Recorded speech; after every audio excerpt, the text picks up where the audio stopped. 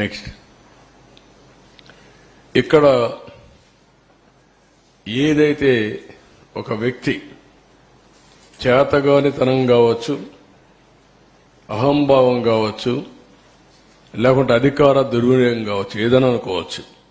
ఏ విధంగా చేశాడో మీరు చూస్తే ముఖ్యమంత్రిని వెంటనే స్టడీ చేయకుండా ప్రమాణ స్వీకారం చేసిన రోజునే పనులు నిలిపేశాడు. అది ఘోరాతి ఘోరం, చరిత్ర క్షమించరాని నేరం. ఒక వ్యక్తికి ఇంత అహం పనికిరాదు. ఇది ప్రజాధనం, వీళ్ళ సొంత డబ్బులు కాదు. ప్రాజెక్టులు ఏముంది, ఇది ఎన్ని నీళ్లు వస్తాయి, ఈ పనులు ఏ స్టేజ్లో ఉన్నాయి, ఇప్పుడు ఏం చేయాలని ఆలోచించకుండా, కనీసం విజిట్ చేయకుండా ప్రమాణ స్వీకారం చేస్తానే పనులు నిలిపేశాడు. ప్రత్యామ్నాయ ఏర్పాట్లు చేయకుండా పనిచేసే ఏజెన్సీలు తీసేశాడు, కాంట్రాక్టర్లు తీసేశాడు, ఆఫీసర్లు తీసేశాడు. 19 జూన్ నుంచి 19 నవంబర్ వరకు ఏజెన్సీనే లేదు. 20 నుంచి 20 నవంబర్కి ఏజెన్సీ వచ్చింది.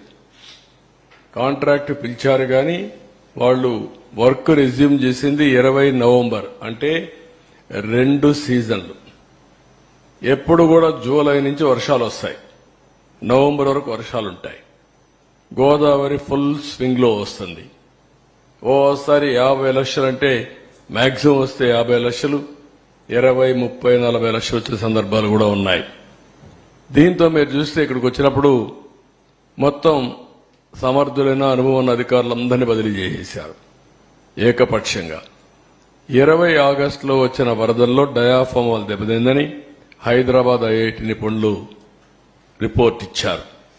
కాఫర్ డ్యాం గ్యాపులు పూర్తిగా చేయకపోవడమే కారణం కూడా చాలా స్పష్టంగా చెప్పారు. డయాఫామ్ వాళ్ళు దెబ్బతిన్న 2 ఏళ్ల తర్వాత తెలుసుకున్నటువంటి ఒక బ్లైండ్ గా, అంటే వీళ్ళు ఎక్కడ పడుకున్నారో ఏం చేశారో తెలియని పరిస్థితి 2 ఇయర్స్ తర్వాత మెలుకునే పరిస్థితికి వచ్చింది. మనం అందరికి కూడా డార్క్ లో ఉన్నాం, ఎవరికీ తెలియదు ఆ ప్రాజెక్ట్ ఏమైందని కూడా. అలాంటి పరిస్థితులు తీసుకొచ్చే పరిస్థితికి వచ్చారు. నెక్స్ట్ ఇక్కడ ప్రత్యామ్నాయం ఏర్పాట్లు చేయకుండా జీవోలన్నీ మీకు అందరికి ఇస్తాం, మీరు స్టడీ చేయండి. ఇప్పటికే స్టడీ చేశారు, అది స్టడీ చేసి ప్రాపర్ గా ప్రజలకు చెప్పే బాధ్యత మనందరిపైన ఉంది. నెక్స్ట్ ఇక్కడ మీరు చూస్తే ఆగస్టు 13న పీపీఏ మీటింగ్ జరిగింది, పోలవరం ప్రాజెక్ట్ అథారిటీ మీటింగ్. ప్రస్తుతం ఉన్న కాంట్రాక్టర్ పనితీరు సంతృప్తిగా ఉంది, మార్చాల్సిన అవసరం లేదు. 2009లో కాంట్రాక్టర్ మార్చడం వల్ల హెడ్ వర్క్స్ నిలిచిపోయాయి, ఇప్పుడు అదే పరిస్థితులు ఎత్తే ప్రమాదం ఉందని చెప్పారు. 2009లో మీరు ఒకసారి చరిత్ర గుర్తుపెట్టుకోవాల్సిన అవసరం ఉంది. అప్పుడు కూడా ఇదే మరి స్వార్థంతో చేశారు. 2005, 2006 ఆ ప్రాంతంలో ఈ ప్రాజెక్టు ప్రారంభించారు. ప్రారంభిస్తే రాజశేఖర్ రెడ్డి ముఖ్యమంత్రిగా వర్క్స్ అవార్డు చేశాడు. అవార్డు చేసిన తర్వాత ఆయన కాంట్రాక్టర్లకు కావాలనే ఉద్దేశంతో ఆ కాంట్రాక్టర్ బలవంతంగా చేపించి ప్రీ క్లోజర్ చేసి వాళ్ళని పంపించేసి ఆయన బతుకున్నంత వరకు మళ్ళా టెండర్ పిలవలేకపోయాడు.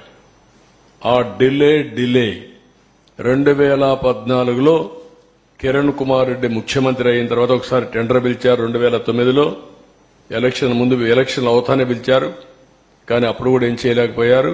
14 వరకు వెళ్ళింది. 13, 14 ఆ ప్రాంతంలో కిరణ్ కుమార్ రెడ్డి ముఖ్యమంత్రిగా ఉన్నప్పుడు మళ్లీ ఈ టెండర్ పిలిచి ఏజెన్సీకి అప్పచెప్పే పరిస్థితికి వచ్చారు.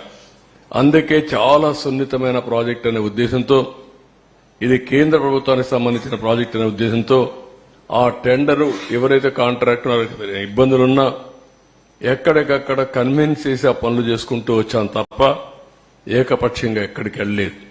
ఈయన చేసింది ఏకపక్షంగా పోయి మొత్తం ఇది దెబ్బతినే పరిస్థితి వచ్చింది. ఈ విషయాలు చాలా స్పష్టంగా వాళ్ళు చెప్పారు.